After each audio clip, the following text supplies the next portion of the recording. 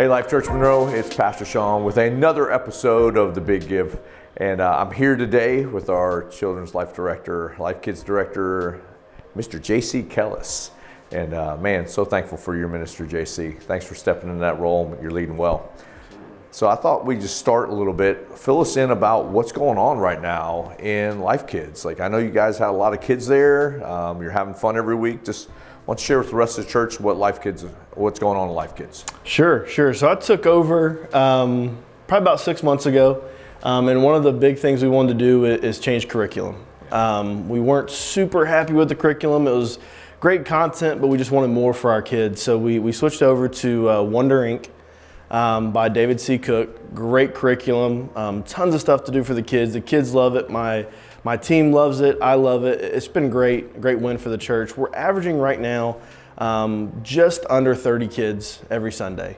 The kids come in. We start off we call it a Holy Ghost party. Todd Banks leads us in that, and the kids just have a really good time. And then I come in. I will give our lesson. We go over some videos. And then our kids split up into 4 or 5 different classrooms that we separate by age. We've brought some new kids in the last couple weeks, some new families, and they're absolutely loving the interaction our kids get. And the biggest win for me as the director is seeing kids leave with smiles on their faces. And that makes it all worthwhile, because no matter what we're teaching, if they're not enjoying it, that's not hitting home. So yeah, man, and I mean, you guys are doing a great job. We're really thankful for our Life Kids group. One of the things that people don't realize, JC, is Life Church Monroe really got started with families with children. You know, when it was in my house, we'd have like 20 kids in the basement, in the garage, and that's just what we were. And I think we continuously see every week new families that are coming in, and it's mainly families with children. And would you speak to a second? I know we didn't talk about it a little bit, but speak to a little bit about when you see those new kids, like what does it do for the rest of the kids, and what does it do for you guys when you get some visitors in, and how do you guys love on them? Yeah, I think it definitely sparks the excitement in our volunteers. Every time we have a new family come in, I give the same speech. We do a little game at the beginning of our lesson, and I have to explain that game. And one of the volunteers a couple weeks ago said, "Man, do you ever get tired of explaining that same thing?" And I said, "No, I love it, because that means there's somebody new. When I recognize a new family, I'm a new child in the audience, I love having to reintroduce that." Our volunteers are great, but that extra spark that they get when a new person comes in is just amazing. And my team is awesome about, making that new person feel at home. We want them to feel welcome, whether they've been there 100 times or this is their first time coming. We know that coming into the crazy mess that we call Life Kids opening ceremony can be a little overwhelming for some kids. So we make sure that the new person is going to get a volunteer right at their hip, and we're going to walk them through how everything goes, just to make sure they're comfortable. Yeah, that's great. So 30 kids every week. And some weeks you guys have had like 40, yes, 45 kids. Yep. That's space constraint. So almost 2/3 of the Big Give goes towards building improvement, facility expansion. What would it mean for you and your team if you had more space? Let's just say double the space running out. What would it do for you guys on a Sunday morning? Then I got a follow-up question after. Sure. So the goal that I've set for the Life Kids program, and Shawn's not going to like it, but it's not church enrollment. It's not bringing more and more people in, right, to the church. It is reaching the kids of Monroe. If they come once or they come 50 times, we want to reach them, give them the gospel how we see it. We want to be God's mouthpiece for the kids. The more space we have, the more events we can do. It means everything to us. The other piece of that, when you do have a new family come in, space is a big deal.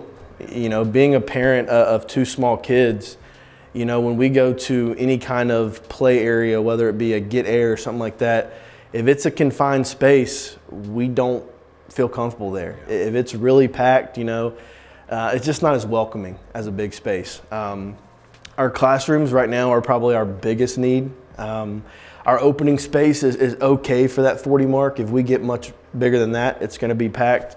But our classrooms right now, our 3rd and 4th grade class is our biggest class. We're averaging 12 to 13 kids in that class. It limits what the teacher can do in the classroom. There's some activities you can do, but we want to get the kids moving. Again, we want them to enjoy being there. So we want to get them up, get them moving, hands-on activities, and it limits what you can do if you've got 12 or 13 kids shoulder to shoulder in a classroom. Yeah, man. So one of the things that the Big Give could do for us is we're taking the old 1959 sanctuary, right? It's already been sheetrocked, and it's just there's a couple things that need to happen there. Opening up a new kind of check-in center, security center for parents and for students, for children, and then give you a opening space, and then also later on it will give us a 6th classroom if we can get it all done right, where you could have more space. You could have moving rooms where you could have an opening ceremony in the big room. The larger classrooms can come back in there to do their movement things. But one of the things you and I have talked about is a special ministry that's needed, that you and I believe is needed for the 5th and 6th grade and the 7th and 8th grade. Will you just share a little bit of what we've been talking about with Life Church about those things? Yeah, so the biggest challenge that our team faces, and me particularly, is how to relate we call it the big lesson, to our preschool kids and keep our 5th and 6th graders interested. You want the 5th and 6th grade to stay engaged, but you also want those preschool kids to know what we're talking about. So we don't get as deep in that big lesson as I would like sometimes for the 5th and 6th graders.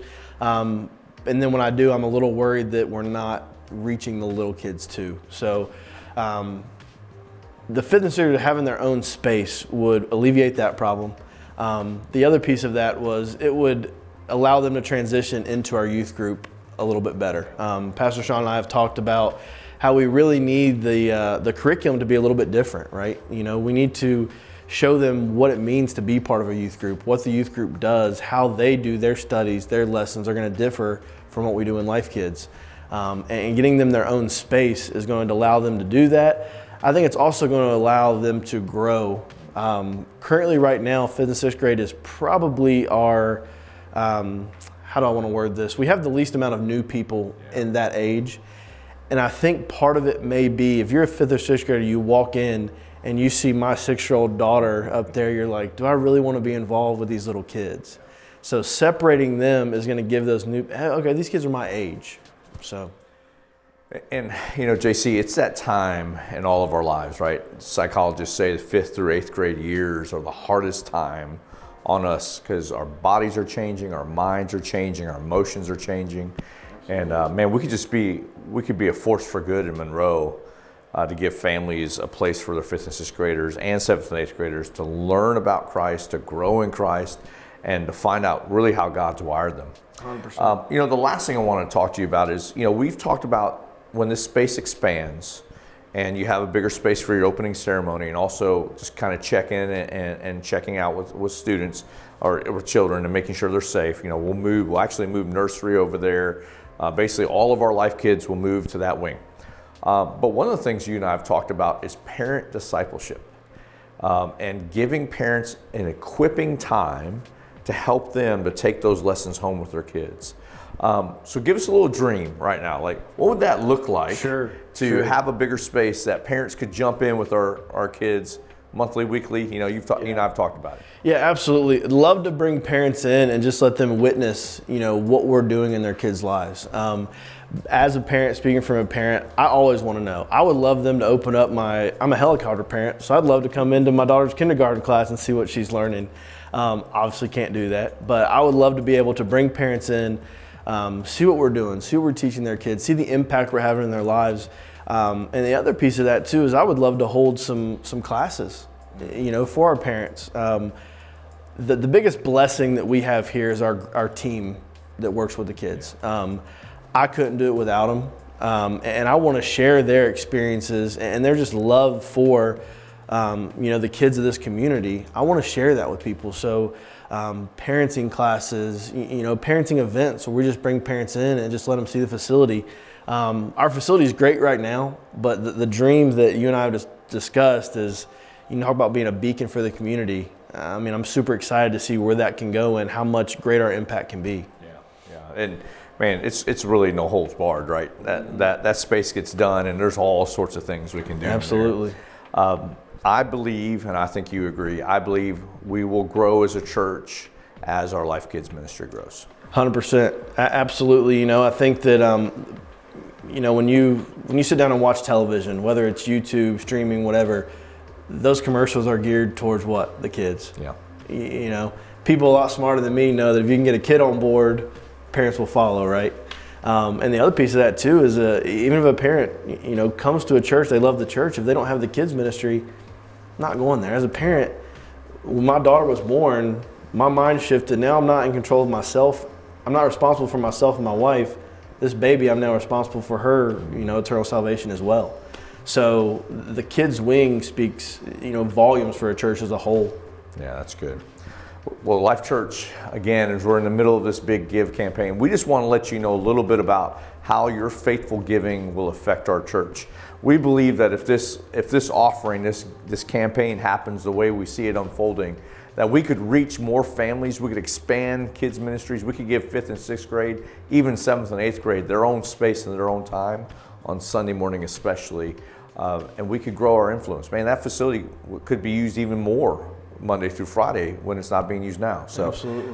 We're just going to ask you to continue to pray, and as you heard, JC kind of threw it in there too. If you're not serving in kids ministry and you need a place to serve, that'd be a great place to serve. Come on. Yeah. So man, thanks again for just tuning in, and pray about how God would just unfold His plan in your life and how He would give to you so that you can give to the campaign. So thanks again. Thank you.